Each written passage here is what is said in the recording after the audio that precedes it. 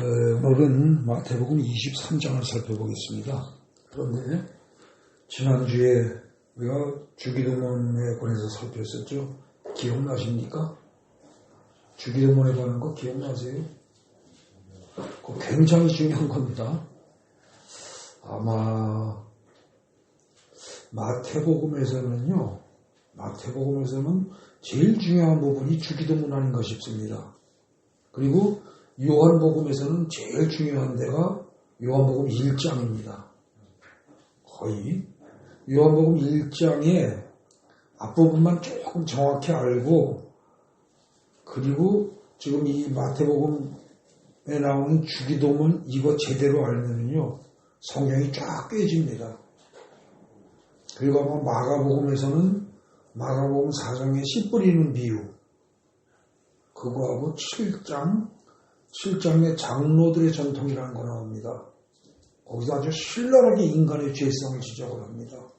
그 부분 정확히 알고, 그래서 마태에서 주기도문, 마가에서 4장, 7장, 그리고 누가복음은 중요한데 이렇게 쭉 퍼져 있기 때문에 딱히 뭐라고 말하긴 그렇고요. 요한복음에서 1장, 그 정도만 알면요 성경이 꿰어집니다. 여러분들 오늘부터 하는 것도 지난번에 한 거 정말 잘 하셔야 됩니다. 대개 이제 주기도문 하게 되면은 그것에 대해서 해석을 하고 넘어갑니다. 설명하고. 그러면 사람들이 대체로 어때요? 대체로 그냥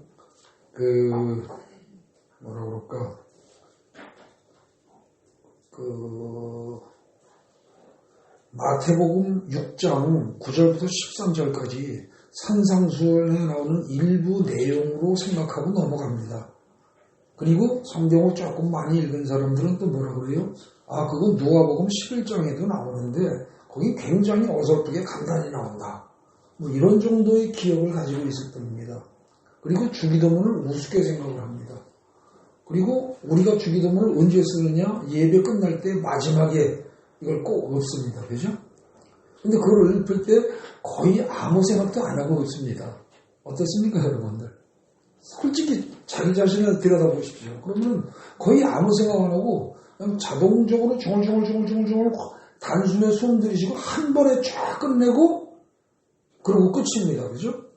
그리고 그 다음에 목사님이 말이 길어지면 저 양반 다 끝내놓고 왜 딴 소리해? 이렇게 생각합니다. 마무리 정도로만 생각한다는 거죠.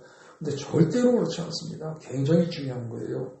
지난주에 기도의 뜻과 주기도문에 대해서 알아봤어요. 그죠? 기도란 게 뭐라고 그랬죠? 거기다 빈칸 쳐놨습니다.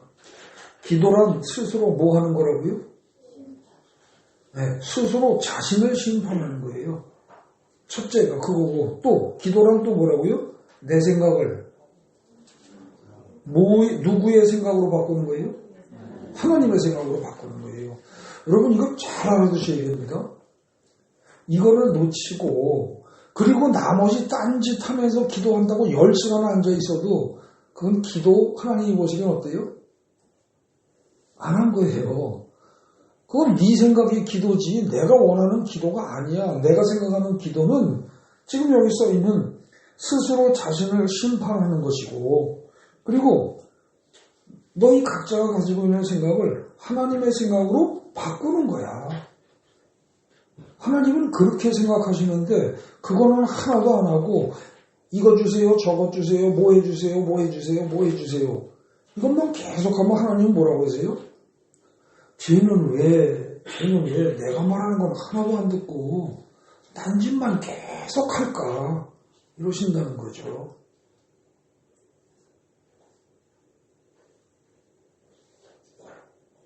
그래서 여러분 이거 기도가 뭐다라는 기도의 말뜻 자체를 오해하고 기도를 하면요 여러분 백날 기도해도 별 응답 안 합니다.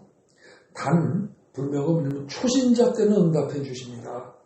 초신자 때는 아기로 말하면 젖먹이니까 그냥 울기만 하면 엄마가 자다가도 깨서 똥 쌌나, 기저귀가 젖었나, 배가 고픈가, 어디가 아픈가 살피고 필요한 거 다 해주죠. 뭐든지.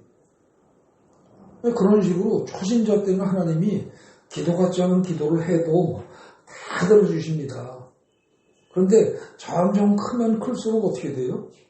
점점 크면 클수록 하나님의 뜻에 맞는 기도, 하나님이 기도라고 생각하시는 그거를 해야지 딴짓하면은 응답 별로 없습니다.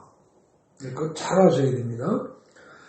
그래서 그 기도란 건요, 스스로 자신을 심판하는 것이다. 그러면 이건 뭐예요? 결국은 수단이고 방법입니다. 자기 자신을 스스로 심판함으로써 어떻게 되어 있는가? 내 생각을 하나님의 생각으로 바꾸는 것. 그게 목적이고 목표죠. 여러분들의 생각이 자기 자신을 스스로 말씀에 비추어가면서 나의 생각과 나의 모습을 자꾸 판단하고 비판하고 자기 스스로 심판을 해보란 말입니다. 그런 다음에 잘못됐다 그러면 내가 잘못됐구나 그러고 깨닫고 하나님의 생각에 하나님의 뜻에 맞게 나를 바꿔나가는 거, 그게 기도의 목적이고 목표입니다. 이걸 분명히 하셔야 됩니다. 그러면서 성경은 뭐라고 그래요? 교회는 어떤 곳이라고 그래요? 교회는 예배 드리는 곳입니까? 아니에요. 성경에서 규정하기는 교회는 어떤 곳이에요? 기도하는 곳입니다. 교회는. 오늘날의 대한민국에서 그리고 전 세계의 많은 곳에서 많은 지역에서 사람들이 교회는 예배 드리는 곳으로 인식하고 있습니다. 그러나 실제로 성경은 교회는 어떤 곳이에요? 성전은 예배 드리는 곳이라기보다는 정확히 얘기하면 기도하는 곳이란 말이죠. 그러니까 하나님의 뜻에 맞게 제대로 기도를 하는데 각 사람이 모여서 한꺼번에 같이 하나님의 뜻에 맞게 기도하는 것, 그게 교회의 원래 정의입니다. 기본 뜻이에요. 여러분들이 정확히 알아두셔야 됩니다. 실천을 제대로 못해도 아는 건 정확히 알아둬야 됩니다. 왜냐하면 그래야 나중에 어떻게 돼요? 점점 그쪽으로 변할 수 있기 때문입니다. 근데 애당초 알기를 잘못 알아놓으면 교회를 수십 년을 다녀도 헛일하는 거죠. 네. 그래서 제가 강조해서 말씀드리는 겁니다. 그래서 기도를 스스로 자신을 심판하는 것이다. 이건 수단이고 방법이고, 그렇게 해서 내 생각을 하나님의 생각으로 바꾸는 것, 이게 목표요 목적이다. 분명히 알아두시기 바랍니다. 3번 보십시오. 여기 주기도문은요, 결국 어떤 거예요? 아주 간단히 얘기하면 몇 가지 특징이 있습니다. 첫째, 모든 왕국과 권세와 영광이 영원히 아버지의 것이기 때문에, 맨 마지막 절이에요. 거기 뭐뭐이기 때문이다가 빠졌다고 그랬죠? 번역하면서 잘못했다고 그랬죠? 네. 모든 왕국과 권세와 영광이 영원히 아버지의 것이기 때문에, 마지막 절이에요. 그래서 다시 1절로 와서 내가 사는 것 자체가 어때 이래요? 내가 아닌 하나님의 이름과 하나님의 왕국과 하나님의 뜻을 이루기 위해서 내가 산다. 이거 분명히 알아둬야 된다는 겁니다. 이게 주기도문의 핵심이에요. 그리고 또 우리 인간이란 어떤 존재다? 나약하고 무능합니다. 그래서 일용할 양식도 주님이 주셔야 살 수 있습니다. 여러분, 일용할 양식 주님이 안 주시면 못 삽니다. 여기 한국 사람들은 똑똑하고 저 우크라이나 사람들은 다 바보 같고 멍청한 거예요? 그렇지 않습니다. 그죠? 거기도 우리처럼 똑똑한 사람들이 있고요. 선한 사람도 있고요. 다 여러 가지 우리하고 비슷할 겁니다. 피부색하고 외모는 달라도. 근데 지금 거긴 전쟁이 벌어지죠. 전쟁이 벌어지니까 어떻게 돼 있습니까? 어떻게 했어요? 먹을 거, 입을 것뿐만이 아니라 내 생명이 살아있을지, 아니면 갑자기 미사일이 날아와서 내 근처에서 떨어지면서 내가 직사해버릴지 아무도 장담할 수가 없죠. 그죠? 근데 우리는 아무 걱정 안 하고 살아간단 말입니다. 예. 이게 하나님이 편안하게 살게 해주시니까 우리가 사는 것이지, 우리도 사실 전 세계에서 유일한 분단 국가에다가 지금 휴전 상태인 국가가 우리입니다. 그죠? 우크라이나는 전쟁 진행 중이고요. 우리는 휴전이에요, 법적으로. 휴전이란 건 잠시 쉬는 거예요. 언제 또 터질지 몰라요. 이런 상황에서 여러분들 우리가 하루하루 살아간다는 게 사실은 다 주님이 감싸주시고 보호해주고 지켜주시기 때문에 가능한 거죠. 여러분 일용할 양식도요. 능력 있다고 다 챙기는 거 아니에요. 여러분 돈 버는 재주 있다고 다 먹고 살 수 있어요? 아니에요. 전쟁 터지고 죽어보세요. 아무 의미가 없어요. 그죠? 그래서 일용할 양식도 주님이 주셔야 살 수 있다는 것, 그걸 인정하는 게 주기도문이고요. 그 다음에 계속 이어서 우리의 죄를 용서해 주세요. 그리고 시험에 빠지지 않게 해주세요. 이건 뭐예요? 우리의 죄를 용서해 주세요. 나는 죄인입니다. 이런 뜻이고요. 우리를 시험에 빠지지 않게 해주세요 하는 이 말은 뭐예요? 꼭 잡아주시지 않으면 나는 백이면 백발백중 이건 시험에 빠진다는 겁니다. 반드시 빠진다는 거예요. 안 빠질 사람 없다는 거예요. 그리고 악한 자에게서 구해 주셔야 우리가 살 수 있다는 겁니다. 마지막에 악에서 구하옵소서 그런 말을 하는데 이게 악한 자에게서 구하옵소서니까. 그리고 거기서 우리가 특히 해야 할 게 뭐다? 용서다. 용서. 이건 반드시 해야 한다. 안 그러면 너희 지옥 간다. 거의 그 얘기를 하시는 거거든요. 이건 반드시 해야 됩니다. 하나님이 우리에게 강력하게 요구하시는 건 딱 한 가지입니다. 용서입니다. 용서. 그거 빼놓고 나머지는 어떻게 돼요? 전부 다 하나님이 베푸시는 대로 우리는 살아가는 겁니다. 그 사실을 분명히 하라는 거예요. 근데 이 내용이 사실은 이 주기도문에 압축된 이 내용이 성경 전체의 요약이란 말입니다. 그래서 4번에 보시죠. 여기. 그런데 너희는 이렇게 기도하라. 즉 이런 방식으로 기도하라 라고 말씀하시면서 가르쳐주신 이 주기도문은 단순히 기도의 방법과 목적을 밝히는 것으로 끝나지 않습니다. 주기도문의 내용은 성경 전체의 핵심적인 주제와 일치합니다. 즉 성경 전체가 주기도문의 내용을 말하고 있다는 겁니다. 정말로 그런 거 아닌가? 정말로 그렇다면 어떻게 돼요? 성경의 어디를 읽어봐도 주기도문의 내용과 일치해야 되겠죠. 그래서 오늘은 마태복음 23장만 살펴보겠습니다. 왜 꼭 23장을 들었느냐? 이 23장이 제가 이번 주에 성경 공부하면서 다뤘던 내용입니다. 여러분들 가능하면 토요일하고 월요일날 성경 공부에 나오시기 바랍니다. 가까우신 분은 출석하시고 교회로 아니면 줌으로라도 꼭 들어보세요. 그러면 그것들이 쭉 이어지면서 여러분들의 그 영적 성장하는데 큰 힘이 될 겁니다. 가능하면 들어주시면 좋겠습니다. 마태복음 23장 아까 이제 여러분들이 본문 길게 읽었던 거죠. 그 내용이 되게 뭐였습니까? 화 있을 진저. 이런 거 나가니까 불쾌하죠. 이거 뭐 자꾸 이런 얘기를 하나. 이런 생각이 들 수 있습니다. 그리고 왜 설교를 해도 꼭 그런 걸 하냐. 복되도다 이런 것 좀 하지. 이러실 수 있는데 여러분이 화 있을 진저로 시작하면서 이 화에 있을 진저라는 말이 지금 23장에 몇 번 나와요? 7번 나옵니다. 그래서 보통 7화 이렇게 이야기를 하지요. 7번 너희 서기관과 바리새인들아 너희들은 화가 있을 것이다. 이런 어떻게 보면 저주의 말씀을 7번을 한단 말입니다. 근데 우리는 이걸 읽으면서 우리하고 별로 관계없는 걸로 생각해요. 우리하고는 거의 우리는 믿으니까 거의 관계없다. 이렇게 생각한단 말입니다. 그리고 그거는 그냥 그때 당시에 서기관하고 바리새인들에게 한 얘기다. 이렇게 생각하고 우리는 이 23장을 읽으면서 심각히 생각하면서 읽을 생각조차 하지 않습니다. 근데 여러분 이 마태복음 23장을 잘 생각해 보십시오. 26장에서 잡혀서 십자가에 달리십니다. 26장에서 십자가 이제 고난을 당하기 시작하는 거예요. 27장에서 죽습니다. 그리고 28장에서 부활합니다. 그 지금 여기 23장은요, 24장은 계속 연속된 설교입니다. 그러니까 결국 지금 23장에서 24장, 25장으로 이어지는 계속된 설교가 이게 마지막 설교예요. 이게. 근데 이 설교를 하실 때 심정이 어떻겠어요? 이거 죽기 직전이거든요.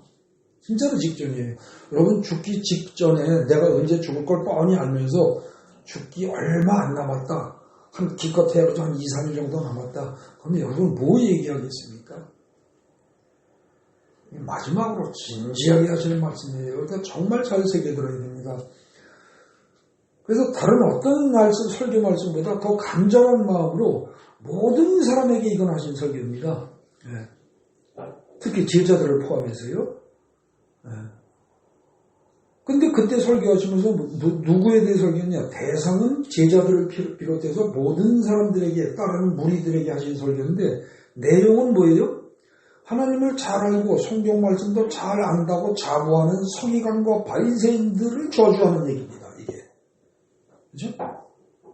근데 어쨌든 저주에 관한 얘기가 나오니까 우리는 별로 이렇게 즐겁게 받아들여지가 않는다는 거죠. 그런데 이게 하나님을 잘 알고 성경 말씀도 잘 안다고 생각하는 사람들에 대해서 하신 말씀이기 때문에 오늘날 우리는 어떻게 됩니까? 교회에 다니면서 초보자들보다도 교회를 오래 다닌 사람일수록, 그리고 교회에서 직분이 높은 사람일수록 장로나 목사다, 이거는 철저히 이건 나한테 하는 얘기구나 이러고 받아들일 줄 알아야 됩니다. 그렇게 하라는 얘기입니다. 이게. 그리고 그렇게 읽어보면은요, 사실 어떠냐 이게. 지난번에 말씀드렸던 주기도문과 관련지어 본다면 이 마태복음 23장은요 거의 주기도문의 내용과 신기하다고 할 정도로 일치합니다. 근데 여기만이 아니라 다른 데도 그렇다는 거죠. 다른 데도. 여러분 이 점을 잘 기억하셔야 됩니다. 주기도문의 내용은요 성경 어디에 갖다 놔도 그 성경 본문의 내용과 다 매치가 됩니다. 그거를 잘 기억해 두시기 바랍니다. 자, 살펴봅시다. 우리가 아까 읽었던 본문은 그냥 시간 관계상 뒤에 화 있을 진저는 그 부분인데 앞에 3절부터 한번 보시죠. 3절에 보세요. 3절에 보면은요, 그들은 말만 하고 행하지 아니하며 이런 말이 나옵니다. 말만 하고 행하지 않는다. 여러분, 말만 하고 행하지 않는다. 서기관이나 바리새인들이 말만 하고 행하지 않는다. 그 사람들 이미 시험에 들은 겁니다. 그 사람들은 시험에 빠지지 않게 해주세요 그랬는데 이미 시험에 든 거예요. 그리고 이미 악에 빠진 겁니다. 그거는. 그 다음에 5절부터 7절까지 보세요. 5절부터 7절까지 보면 거기 나오는 행동들 보세요. 어떻습니까 그게? 그게 누구를 위한 거예요? 5절부터 7절 보면 누구의 이름을 드러내기 위한 겁니까?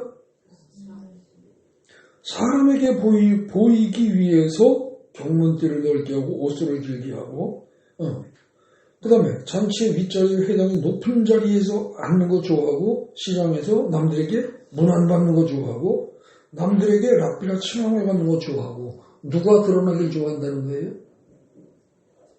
자기 자신이잖아요. 그죠? 근데 이런 사람들이 누구다?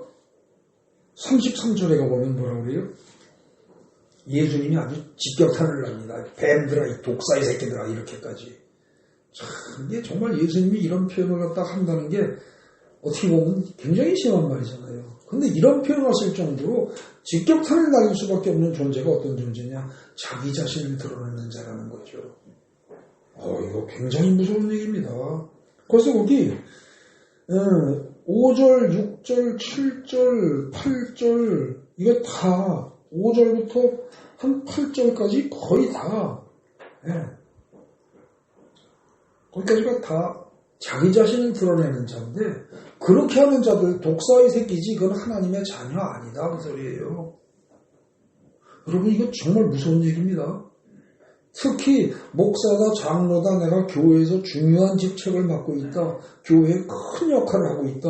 이렇게 생각하는 사람들 정신 똑바로 차리라는 얘기입니다. 이게요. 자기는 잘났다고 생각하는데 하나님이 보시기에는 교회에 있어서는 안 될 독사 새끼가 우글우글하고 있다는 거죠. 이건 가슴이 뜨끔할 수 있는 얘기입니다. 네. 그 다음에 거기 9절 보세요. 9절. 땅에 있는 자를 아버지로 하지 말아라. 9절 10절. 9절 10절. 땅에 있는 자를 아버지로 하지 마. 너희 아버지는 한 분이시고 하늘에 계시니라. 육신의 아버지를 부정하라는 뜻이 아닙니다. 불효자식이 되라 그 뜻이 아니에요. 이거는 무슨 얘기입니까? 아버지를 이야기하면서 육신의 아버지는 육신의 아버지를 인정을 해야 됩니다. 그런데 서양 기독교 전통에서 사실은요, 희한하게 로마 카톨릭의 전통에서 대부 대모라는 제도가 있습니다. 여러분들 성당 다니신 분들은 알 겁니다. 대부 대모라는 제도가, 대부가 뭐예요? 이게 아버지 대신이거든요. 대신하는 아버지 그 소리예요. 여러분 그거 안 된다는 겁니다. 영화에도 나오죠. 대부라는 영화 있잖아요. 그죠? 그거 말이 안 된다는 거예요. 아버지는 하나님 한 분이라는 겁니다. 이거 참 어떻게 알고 미리 나중에 그런 인간을 보고 영적인 아버지라고 부를 거라는 걸 이미 아신 것 같아요. 그러니까 이런 말씀을 하죠. 네. 이게 어떻게 보면은요, 제가 로마 카톨릭을 비난하려고 하는 의도로 말하는 게 아닙니다. 이 본문에 비추어볼 때 대부리 뭐니 이런 말을 쓰는 그쪽 그게 어떤 집단인지 그건 잘못된 거라는 겁니다. 그 다음에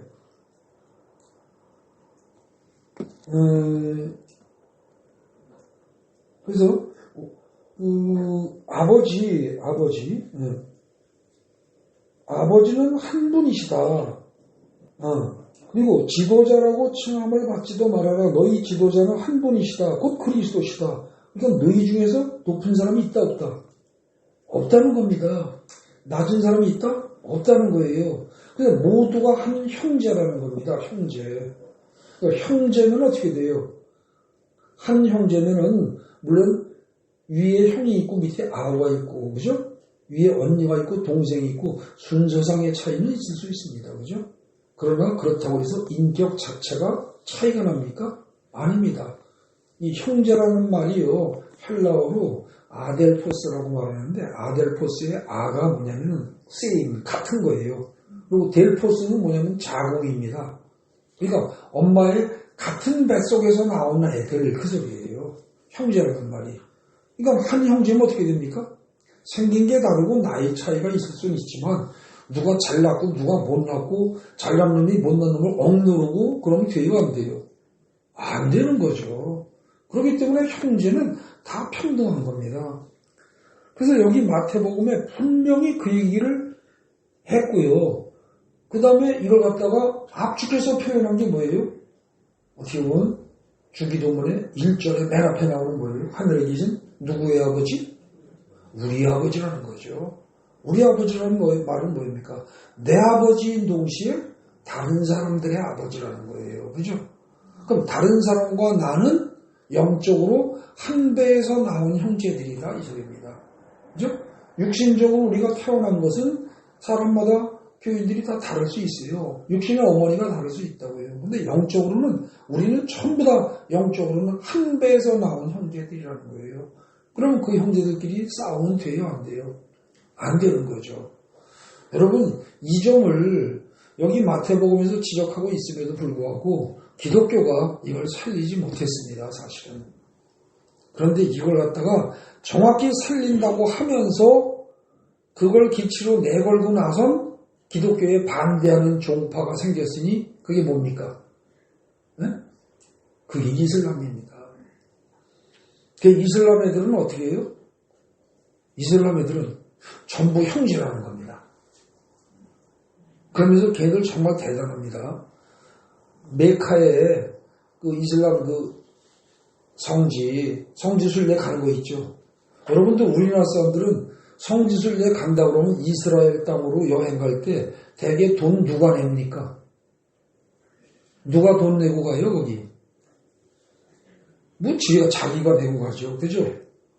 근데 여러분들 이슬람 사람들은요, 한국인들이 이슬람교를 믿으면서 있습니다. 지금 소수. 그들이 성지순례를 간다고 하면은요, 그들이 가난한 사람이면 돈이 어디서 나오냐? 이슬람 본부에서 나옵니다. 참 대단합니다. 형제라는 거예요. 근데 한국에 있는 이슬람 교인들은요, 한국에 있는 이슬람 교인들은 아랍어를 할 줄 모릅니다. 그러니까 이슬람 성경을 읽을 줄도 몰라요. 아랍어로 기도할 줄도 몰라요. 전혀 몰라요. 그런데도 하나님은 한 분뿐이요. 우리는 형제다. 이 믿음을 가지고 한국에 있는 초신자가 이슬람교 초신자가 성지순례를 가겠다라고 신청을 하면 근데 돈이 없다 그러면은요.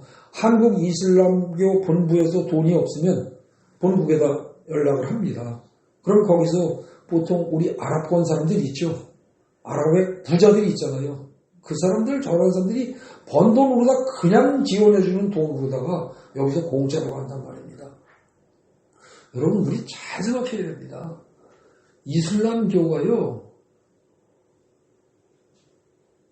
걔네들이 엉망이다 잘못됐다 그러는데 그런 면이 있습니다. 분명히 그렇습니다. 근데 어떤 면에서는 우리가 전혀 못하는 걸 하고 있습니다. 그러다 보니까 걔네들 어떻게 됩니까? 무섭게 빠져나갑니다. 그리고 걔네들이요. 지금 거기 어딥니까? 6절부터 높은 자리 좋아하지 말아라. 랍비라고 칭함받는 거 좋아하지 말아라. 너희는 선생은 하나요. 다 형제다. 그리고 지도자라고 하는 것도 하지 말아라. 그것도 그리스도 한 분이다. 그러니까 선생도 지도자도 그리스도 한 분이라는 거예요. 이러고 다 똑같다고 얘기를 하잖아요. 전부 다 형제라고. 근데 이슬람이 그럽니다. 걔네들이요. 제가 실제로 저기 한남동의 이슬람 사원에 갔다가 거기서 현지에서 이슬람 교인, 한국인인 이슬람 교인을 만나서 대화하다가 제가 직접 들은 얘기입니다.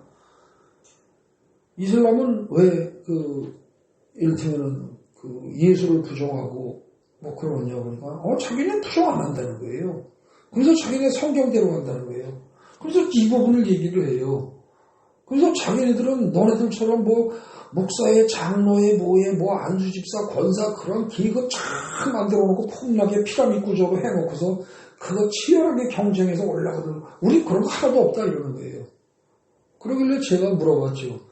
야 그런 게 어딨냐. 너희도 이맘이라고 있지 않냐.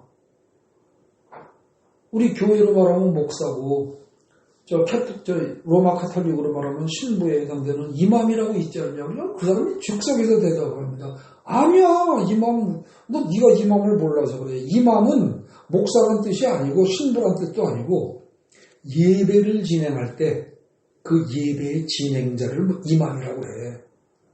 그러니까 초등학교 애들끼리 모여서 예배를 누가 인도하면 그 예배 인도하는 애가 이맘이에요.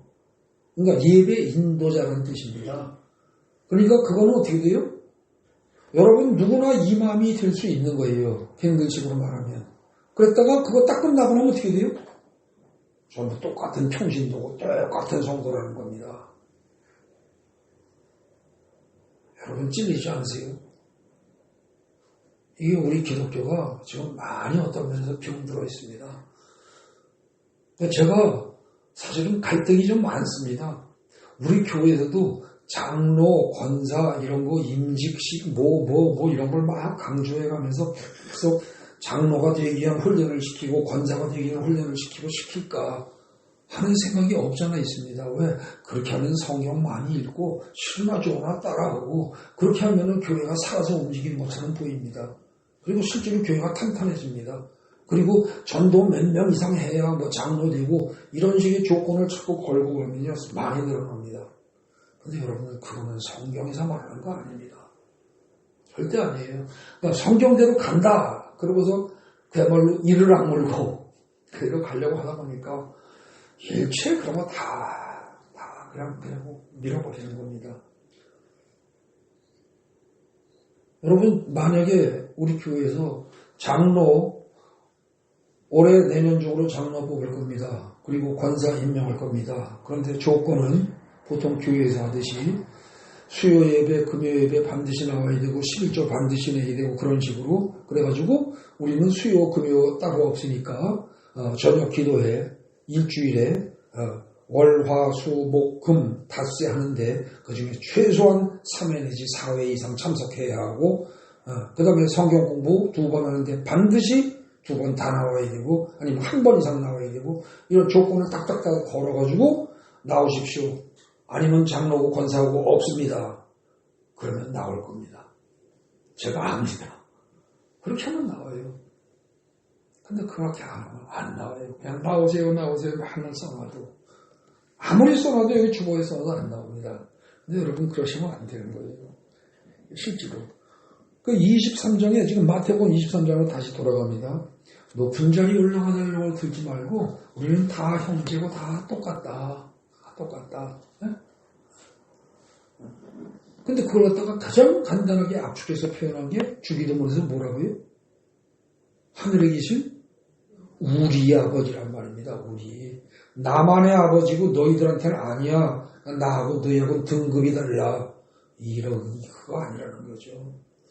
여러분 뭐 다 그런 건 아니지만 큰 교회에 가보십시오. 큰 교회에 가면 거기에 장로들 같은 거 어떻게 돼요? 목에 힘 어지간히 들어갑니다. 큰 교회에서. 그리고 장로들의 방이 따로 있습니다. 거기 평신도가 아무나 들어가고 할 수 있어요? 쉽지 않습니다. 근데 그쯤 되면 그거는 뭐예요? 형제가 깨진 거죠. 형제가 아닌 거예요. 성경 말씀대로 안 가는 거예요. 그쯤 되면 어떻게 됩니까? 지금 마태복음 23장에 나오는 서기관과 바리새인들 화 있을 진저 하고 이걸 먹는 그들의 모습과 비슷해져 가는 겁니다. 우리가 정신 똑바로 차려야 됩니다. 거기서 그래서 여러분들 그 앞에 한 5절부터 한 10절 정도까지는요. 결국은 무슨 얘기예요? 교회 다니는 모든 성도들은 내가 남보다 잘난 것도 없기 때문에 교만 떨면 안 된다는 얘기입니다. 그리고 내가 남보다 모자라는 것도 없기 때문에 기죽을 필요도 없다는 겁니다. 기본적으로 어떻게 돼요? 우리는 전부 한 배에서 나온 형제들이기 때문에 어떻게 돼요? 다투지 말고 잘난 척하지 말고 서로 위해주고 서로 사랑해야 한다는 겁니다. 그게 기본이에요. 근데 이게 안 되고 나 따로 놀고 너 따로 놀고 나 따로 놀고 그 사람은 기독교의 기본이 안 됐다는 뜻입니다. 굉장히 잘 생각해야 되죠. 11절 12절 보십시오. 너희 중에 큰 자는 너희를 섬기는 자가 되어야 하리라. 거기서 섬기는 자라는 단어를 사실은 원문을 보면 우리말에서는 섬기는 자, 그래서 단어가 두 개가 합쳐져 있죠. 근데 이 섬기는 자는요, 원어로 보면 단어가 하나입니다. 그 한 단어로 된 그 단어를 번역을 해보면요, 섬기는 자라고 할 수도 있고요. 그 다음에 종이라고 번역할 수 있습니다. 종. 여기 종으로 번역하는 게 나을 겁니다. 그래서 누구든지 자기를 높이는, 너희 중에 큰 자는 너희의 종이 되어야 할 것이다. 누구든지 자기를 높이는 자는 낮아지고 누구든지 자기를 낮춘 자는 높아지리라. 네. 교회에 와서 내가 낮아지는 거는 여러분들이 다 해야 할 일이지만 내가 명색이 목사인데 내가 명색이 장로인데 이러고 나서는 거 그건 절대 아니라는 겁니다. 그런 사람들에 대해서 이제 곧 이어서 바로 13절부터 뭐라고 그래요? 화 있을진저 이러고 그냥 직격탄을 예수님이 날리십니다. 그죠? 그리고 그것도 7번을 한 다음에 마지막에 7번이 끝나고 마지막에 33절에 가가지고 뭐라고 해요? 뱀들아 독사의 새끼들아 네? 너희가 어떻게 지옥의 판결을 피하겠느냐 이런단 말입니다. 그러니까 우리가 굉장히 조심해야 되는 거죠. 근데 여기서 말하는 뱀들아 독사의 새끼들아라는 비난을 받는 이들이 항상 하는 잘못이 뭐예요? 7번을 지적하는 게 뭐예요? 자기를 드러내는 거예요. 자기를. 그 다음에 봅시다. 13절 화 있을진저 외식하는 서기관과 바리새인들이여 너희는 천국문을 사람들 앞에서 닫고 너희도 들어가지 않고 들어가려고 하는 자도 들어가지 못하게 하는도다. 너희 실제로 행동하는 거고 말은 그럴듯하게 하는데 행동은 전혀 그렇지 않다는 거예요. 창피한 얘기지만 목사님들 중에서 음란 문제로 돈 문제로 이게 폭로가 되고 들통이 나고 그래서 매스컴에 나오고 알려지고 하는 경우가 있지 않습니까? 근데 그런 일이 있으면 여러분 어떻습니까? 사람들 심정이 교회에 다니고 싶은 생각이 정 떨어지죠. 그죠? 이게 지금 그거예요. 이게 너희 처신 잘해라 그 얘기입니다. 교회 다니는 사람들 처신 잘해라 그겁니다. 제가 그전에 직장 생활할 때 제가 있던 곳에서 그 한 사람이 굉장히 자기는 철저한 기독교 신자라고 하는데, 저 옛날에 학교 선생이 있었으니까, 학교 선생님은 아니었습니다. 근데 선생님은 아닌데, 학교에 하는 직원 중에 한 사람이에요. 굉장히 자기는 그 믿음이 좋은 그리스도인이라고 하는데, 모든 사람들이, 선생님들이 보기에 저 인간 때문에 교회 안 나가고 싶다. 다 그랬으니까. 그런 사람이 있었어요. 근데 여러분들, 그걸 남 얘기로만 말할 게 아니라, 혹시 내가 남들이 보기에 그런 삶을 살고 있지 않은가. 이거 생각하는 뜻입니다. 네? 잘 생각하는 뜻이에요. 그게 주기도문에 뭐예요? 주기도문에 건져주시고, 악에서 건져주세요. 죄에서 건져주세요. 건져주지 않으면 못합니다. 내가 스스로 못합니다. 나는 나약한 존재입니다. 자꾸 자신을 낮추라는 얘기입니다. 이게 지금. 그 다음에 15절에 또 하이스틴저 두 번째 나옵니다. 너희들은 교인한 사람을 얻기 위하여 바다와 육지를 두루 다니다가 생기면 너희보다 배나 더 지옥자식이 되게 하는도다. 여러분, 교회에서요, 많은 교회에서 어떻습니까? 전도한다고 최선을 다합니다. 그죠? 근데 그렇게 해서 전도해서 교인 끌어온 다음에 어떻게 해요? 끌어온 다음에 이게 잘 양육을 해서 올바른 믿음이 크고 올바른 그리스도인으로 성장하도록 잘 키워줘야 되는데 그거를 못하는 경우가 참 많습니다. 그래서 아마 지금 모르긴 해도요, 우리나라의 교회를 지금 다니는 사람의 수하고 다니다가 안 다니는 사람, 한 번이라도 갔었는데 안 가는 사람, 그 사람들의 수가 거의 비슷하지 않을까 모르겠어요. 교회에 한두 번씩 들으면 발을 들어놓습니다. 많은 경우에. 근데 다녀보니까 별 볼 일 없고 재미만 없는 게 아니라 에이 아니다 이런 생각이 든다는 거죠. 교인 한 사람을 얻기 위해서 바다와 육지를 두루 다녀요. 그야말로 최선을 다해서 선교하고 전도한다고 애를 써요. 그래놓고 실제로 그 사람의 영혼을 구원하는 방향으로 제대로 끌어가지 못하고 어설픈 그리스도인으로 성경의 다른 비유를 표현하자면 안곡을 만들지 못하고 가라지가 되고 쭉정이가 되게 만드는 거죠. 가라지 쭉정이가 되게 만드는 거예요. 그런 일을 하고 있다는 거죠. 정신 차리라는 얘기입니다. 종교제도들을 정신 차리라는 얘기예요. 그 다음에 16절부터도 보세요. 눈먼 인도자여, 화이스인저 눈먼 인도자여. 너희가 이제 여기서부터 성전과 금 얘기를 합니다. 성전과 금. 16절에 성전, 금 그런 얘기 나오죠. 그 다음에 17절에도 금이냐, 금을 거룩하게 하는 성전이냐, 또 제단이냐, 제단 위에 예물이냐 해가지고서 사람들은 성전에 금으로 치장을 하면 좋다고 생각을 합니다. 예를 들어서 여기 강대상에 이것도 없어서요. 이 강대상도 없어서 만약에 가난한 교회가 보면대 하나 놓고요. 저거요. 저거 까만 거. 저는 보면대 하나 놓고 예배를 드린다고 칩시다. 그러면 성전으로서 권위가 떨어집니까? 전혀 아니라는 거예요. 전혀. 근데 그 강대상을 이 정도 되는 강대상으로다가 이렇게 놓으면 권위가 훨씬 성전이 거룩해집니까? 아니라는 거예요. 이걸 갖다가 이 정도 나무한 게 아니라 이거하고 똑같은 크기 혹은 이거보다 더 크게 해서 크리스탈로 만들고 거기다 금을 도금을 하면 성전이 더 거룩해집니까? 아니라는 거예요. 절대 아니라는 겁니다. 근데 너희들은 자꾸 거꾸로 생각한다는 거죠. 그래서 성전을 자꾸 돈을 들여서 치장하려고 생각한다는 거예요. 성전에 너무 돈 들이지 말라는 거예요. 이거 잘 생각하셔야 됩니다. 저는 사실은 기본적으로 우리 성전 지금 이거 황송합니다. 난 이렇게 돈 들이는 건 전 개인적으로 싫습니다. 사실은. 그런데 이게 내가 안 하려고 해도 하나님이 이리저리 돈을 끌어모으셔가지고 몇 달 만에 거의 1억 5천 정도 1억 5천 정도를 돈을 끌어주신 겁니다. 이게. 내가 뭐 모으려고 한 게 아니고 여러분 제가 자신 있게 말씀드립니다. 제가 여러분들한테 건축 헌금 내라고 말 한마디 한 적 있습니까? 공개적으로 얘기합니다. 한 명에게도 말한 적이 없습니다. 근데 그 돈이 보이더라는 거죠. 그리고 다 일이 되더란 말입니다. 하나님이 다 하시는 거예요. 그래서 하느님이 해주셨기 때문에 이렇게 예쁜 성전이 된 거 좀 감사할 뿐입니다. 네. 그러나 여러분 이 성전에 금으로다가 여기도 이것도 모자라도 더 금으로 도금을 하고 더 성전을 가꾸고 여러분 그게 중요한 게 아니죠. 그게 중요한 게 아니에요. 그 15절에 나오는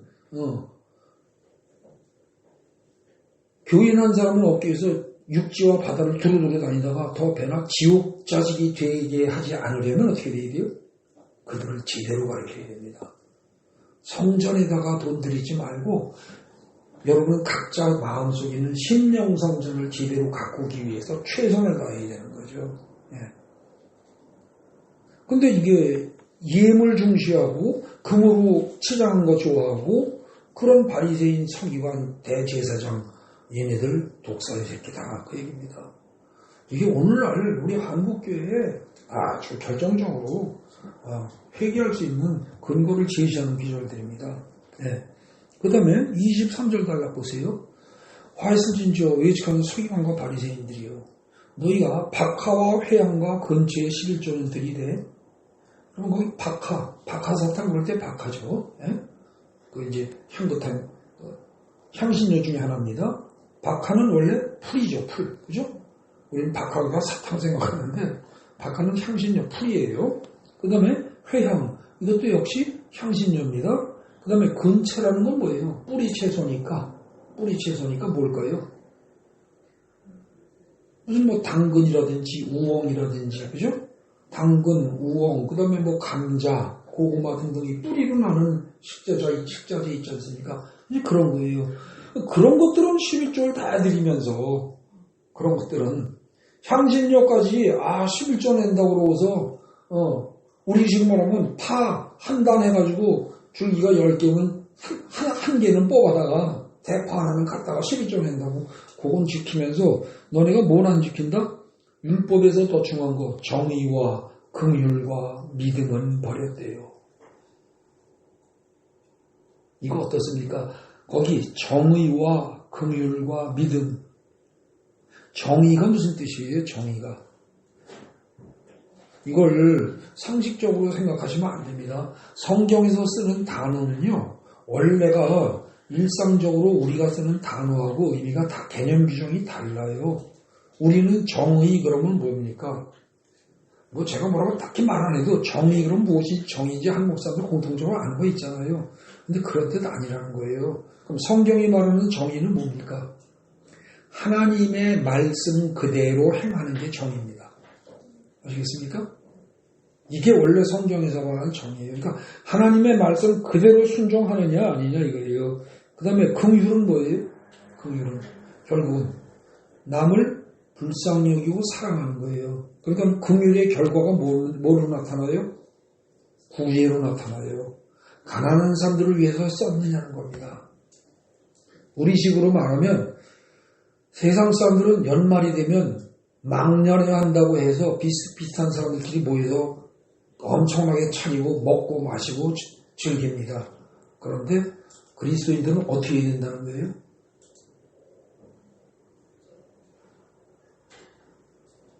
비슷한 사람들끼리 모여서 마음껏 먹고 마시고 즐기는 게 아니고 어떻게 해라? 가난한 사람들을 위해서 내가 먹고 마시고 즐길 돈을 거기다가 갖다 주라는 겁니다. 그게 긍휼이에요. 그거는 다 버렸다는 거죠. 그리고 믿음도 버렸대요. 믿음도. 말로는 믿습니다 하는데 실제로 믿음 없잖아요. 우리 믿음 없습니다. 사실. 제가 지난번에도 말씀드렸죠. 고층 아파트 사는 사람은 절대 맨 꼭대기층이든 맨 아래층이든 그게 무너지지 않을 걸 믿기 때문에 산다니까요.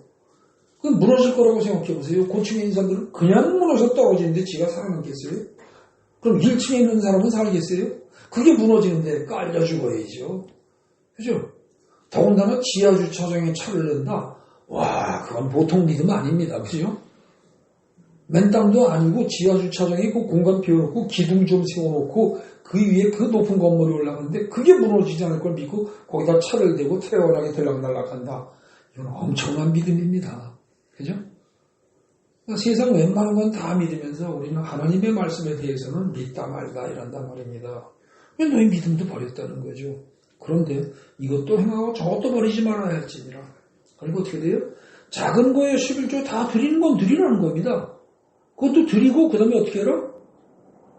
정의와 공의와 믿음도 버리면 안 된다는 거예요. 여러분 제가 11조 설교를 할래서 하는 게 아니라 여기 지금 이 본문에 의하면 어떻게 되어 있어요? 박하와 회양과 근처에 11조는 들이되 그건 버렸다. 그러나 이것도 행하고 저것도 버리지 말지니라. 둘 다 하는 얘기입니다. 그러니까 성경대로 하면은요 11조도 내라는 겁니다. 사실은. 근데 이걸 갖다가 목사가 자꾸 강요하면은 그냥 불쾌할 수 있습니다. 그러니까 깨달을 때까지 그냥 내버려 두는 겁니다. 그냥. 근데 지금 얘네들은 서기관과 바리새인들은 어떻다? 사소한 건 다 지킨다고 폭은 다 재면서 박하와 회양과 근처에 11조원 드리면서 정작 중요한 정의와 긍휼과 믿음은 버렸대요. 그러니까 그걸 비유하자면 뭐예요? 하루살이는 걸러내면서 깨끗한 척하고 음식이 하루살이가 되는데 그걸 걸러내면서 거기 낙타는 통째로 삼킨대요. 여러분 낙타라는 짐승은요. 짐승 중에서 가장 지저분한 짐승입니다. 굉장히 더러워요. 사실은 낙타가. 그리고 낙타가 이 승질이 못돼 먹었습니다. 그래가지고 사람이 옆에 있는데 자기하고 친한 주인하고 마음에 안 됐죠. 그럼 낙타가 침을 뱉어버립니다. 근데 침을 뱉으면 그거 겪어본 사람들은 압니다. 굉장히 그게 아마 끈적끈적하고 냄새도 더럽고 냄새도 고약하다고 그럽니다. 이게 낙타는요 기본적으로 이게 더럽습니다. 근데 그거는 꿀떡꿀떡 잘 삼키는 식으로 큰 거는 주인 줄을 모르고 꿀떡꿀떡 잘 삼키고 작은 거 아주 깨끗한 척한다. 위선자다 한마디로 그겁니다. 거기 몇 번씩 계속 나왔는데 화이트인조 외식하는 서기관과 바리새인들이 또 외식한다는 말이요. 이게 휘포크라테스 가지고 이게 위선자라는 뜻입니다. 위선자. 그래서 외식한다. 이게 주일날 혹은 평일날도 저녁 때 가족들 밖에 나와서 같이 식사한다가 아니고 이건 위선자야 그 소리예요. 그러니까 13절에 이렇다면 화이트인조 외식하는 서기관과 바리새인들이요. 이 원문을 보면은요. 원문은 어떻게 되세요? 화로다. 서기관과 바리새인들 위선자들아. 이렇게 되어 있습니다. 화로다. 서기관과 바리새인들아. 이 위선자들아. 그렇게 되어 있어요. 전부 위선이라는 거죠, 이게. 그 다음에 25절 달라보세요. 화이슬 진저. 의식하는 서기관과 바리새인들이요. 자네는 잔과 대접의 겉은 깨끗이 하고 안에는 탐욕과 방탕으로 가득하게 하는도다. 여기서 잔과 대접이라는 게 뭐 말하는 거겠습니까? 사람이에요, 사람. 사람의 겉은 깨끗하게 꾸미고 잘 짓고 깨끗하게 꾸미고 차리고 비싼 것으로 감싸고 다 해놓고 그리고 고상한 척도 해요. 성경책 다 끼고서 다니면서 믿음 좋은 척하고 겉으로는 다 잘해요. 그게 지금 바리새인과 서기관들이 그렇게 한다는 거예요. 그러면서 이제 그게 맨 처음에 어디 나와요? 저기 나오죠. 5절에 나오죠. 5절에. 모든 행위를 사람에게 보이려고 하면서 경문띠를 넓게 하고 옷수를 길게 하고 이게 바리새인들이 서기관들이 하던 행동입니다. 남들이 보기에 근엄하게 멋지게 훌륭하게 믿음 좋은 사람처럼 그렇게 위장은 안 되는 거죠. 그런데 실제로 어떻다? 그 안에는 서기관과 바리새인들의 마음속에는 탐욕과 방탕으로 가득하게 하는도다. 가득하도다가 아니고 가득하게 하는도다. 너희가 스스로 그렇게 만들고 있다. 그 얘기죠. 눈먼 바리새인이여 너는 먼저 안을 깨끗이 하라. 그리하면 겉도 깨끗하리라. 무슨 얘기입니까? 네 마음속에 심보를 뜯어고쳐. 응? 마음속에 심보를 뜯어고쳐. 그러면은 겉도 깨끗해질 거야. 네. 그 얘기예요. 27절 화이슬절 외식하는 근데 지금 이 내용들이 전부 다 뭐예요? 겉만 번지르르하게 하고 속은 썩었어요. 그게 주기도문하고 어디로 연결될까요? 지금 우리가 살피는 이유는 그거니까 어디로 연결될 수 있어요?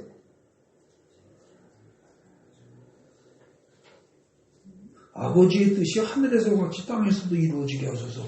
여러분, 아버지의 뜻이 이루어지면 여러분들의 속이 깨끗해져요? 여러분들의 속이 더러워져요? 깨끗해져야 돼요. 근데 우리 뜻대로 하면 어떻게 돼요?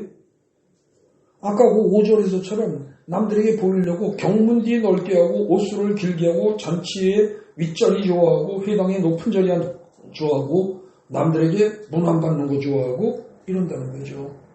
오늘날에도 우리 그러지 않습니까? 보통들 대부분의 사람들이 그렇게 살잖아요. 그리고 또 많은 사람들이 어떻게 됩니까? 먹고 살만하고 돈도 정말 이제는 뭐 거의 남에게 뭐 꿀릴 거 없이 가질 만큼 가졌다 싶은 사람들은 그 다음에 어떻게 돼요? 충분히 가졌다 싶은 사람들은 그 가진 돈 가지고 이제 권력을 잡겠다고 또 무슨 뭐 시의원, 구의원, 국회의원 해가지고 각종 의원으로 또 나간다고 또 난리를 칩니다. 그죠? 남들에게 존경받겠다고. 자기를 자꾸 드러내는 삶, 그거는 기독교인의 삶과 거리가 멀다는 겁니다. 그거는 위선자라는 겁니다. 그렇다고 해서 그러면 기독교인들은 정치하지 말아라가 아니고요. 오해하시면 안 됩니다. 제가 모든 정치인, 기독교인이면서 정치하는 사람들을 비난하는 게 아니에요. 정치를 할 수 있습니다. 해야 합니다. 그런데 바르게 하라는 거죠. 기독교인답게. 그죠? 바르게 하라는 겁니다. 안 그러면 뭐예요? 지금 서기관과 바리새인하고 똑같이 가는 거죠. 그리고 지금 여기 이런 모든 위선 이렇게 하면 안 된다. 이렇게 하는 게 이미 뭡니까? 우리가 죄진 거예요. 하나님한테 죄진 거예요. 그게. 그리고 이미 시험에 빠진 채 살아가는 거예요. 그리고 이미 악한 자에게 사로잡힌 거예요. 영적인 눈을 열렸었다고 본다면 건져달라는 얘기죠. 하나도 모감한 게 없어요. 그 다음에 29절 달라 거기 역시 같은 얘기입니다. 거기도 너희들은 굉장히 깨끗한 척한다는 거죠. 어떻게 깨끗한 척해요? 우리 조상들은 서기관과 바리새인들의 조상들은 죄를 많이 졌지만 우린 깨끗한 애들이야. 심지어 부모와 조상을 비난하면서 자기는 상대적으로 잘났다고 주장한다는 겁니다. 그게 29절 단락이에요. 그게 너희는 선지자들의 무덤을 만들고 의인들의 비석을 꾸미면서 말하기를 우리가 우리 조상 때 있었으면 절대 이 사람들 죽게 안 했을 거야. 이런다는 거죠. 우리 조상들은 죽였지만. 근데 이 사람은 죽을 죄가 없는 사람이야. 그래서 우리는 이 사람의 무덤을 이렇게 이쁘게 잘 꾸며주는 거야. 지금 뭐예요? 나는 옳고 자기 조상들까지도 개판 쳤다. 이런다는 거예요. 그러니까 남은 다 틀려먹었고 나만 옳다고 한다는 거죠. 어느 정도까지? 심지어 자기 조상을 비난하고 하면서 자기를 드러낼 정도로. 여러분 이게 뭐예요? 자기 드러내는데 그야말로 눈알이 빨개졌다는 얘기입니다. 자기를 드러내는데. 그러니까 이게 31절 너희가 선지자를 죽인 자, 즉 조상이죠. 너희 조상의 선지자를 죽인 너희 조상의 자손임을 너희가 스스로 입증하는 거다. 스스로 증명하는 거다. 그러니까 너희가 죄값 스스로 받아라. 그러면서 33절의 마지막에 뱀들아 독사의 새끼들아. 너희가 어떻게 지옥의 판결을 피하겠느냐 합니다. 여러분 이 성경에 예수님이 직접 독사의 새끼들아라고 말씀하신 거는 두 번째입니다. 이게 마태복음의 경우에 12장에 한번 나옵니다. 그리고 세례 요한이 마태복음 3장에서 세례 요한이 한번 얘기를 하죠. 그리고 예수님은 딱 두 번 말씀하십니다. 근데 번역이 12장 23절에 12장 34절인가요? 거기 12장에 거기를 보면은 그 34절이네요. 12장 34절. 거기 보면은 거기는 독사의 자식들아라고 번역되어 있습니다. 그리고 지금 여기 마태복음 23장에는 독사의 새끼들아 이렇게 번역이 되어 있어요. 근데 실제로 원문은 동일한 단어를 쓰고 있습니다.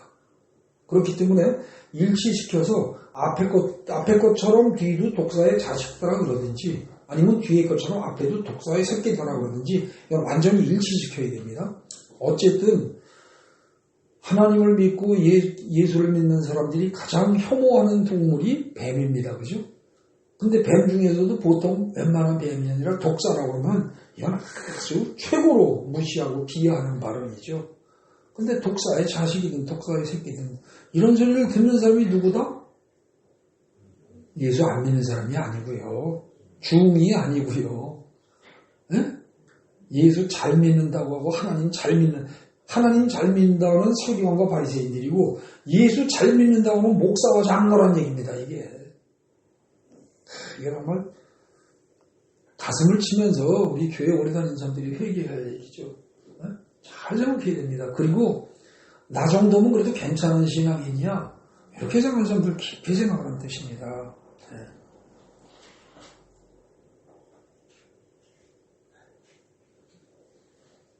결국 이게 독사의 자식들아 이렇게까지 얘기를 했는데 이게 뭐예요?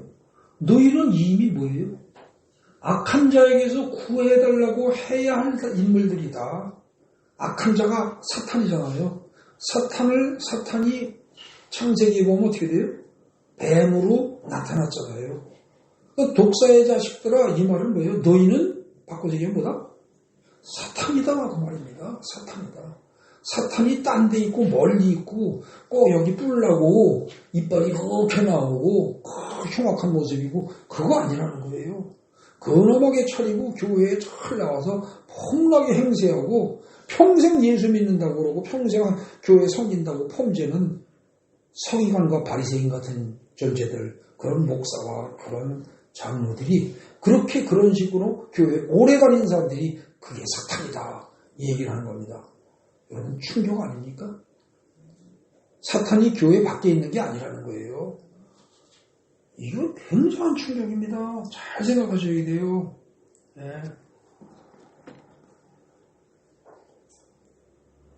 그리고 특히 이 독사의 새끼들이라는 이 말이 아까 그랬죠. 마태복음 12장 34절에 나와요. 근데 12장 34절이 어떤 맥락이었습니까?